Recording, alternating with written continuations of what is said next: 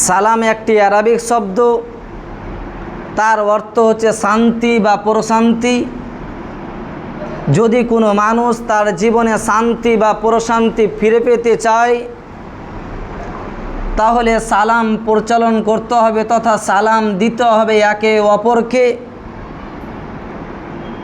আমাদের সমাজে বা মানুষের মধ্যে যে একটা ভ্রাতৃত্ব, ভালোবাসা, মিল, মহব্বত থাকা উচিত সেটা নাই, বা আমাদের জীবনে শান্তি প্রশান্তি নাই, তার একটি বড় কারণ সালাম না দেওয়ার কারণ।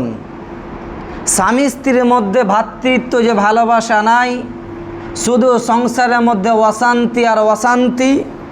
বাড়ির পাশে যে বাড়ি রয়েছে সেই বাড়ির সাথে মিল মহব্বত, পড়োশির সাথে ভেদাভেদ বিদ্রুপতা থাকে, তার একটি বড় কারণ সালাম পরিচালন না করা তথা সালাম না দেওয়া।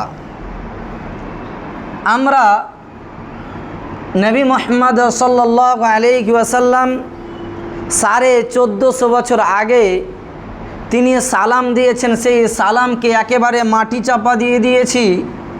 সেই সালামকে একেবারে ঢেকে দিয়ে আমরা হ্যালো শব্দ ইউজ করছি, আমরা হাই শব্দ ইউজ করছি, আমরা নমস্কার, রাধে রাধে এই শব্দগুলো ইউজ করছি।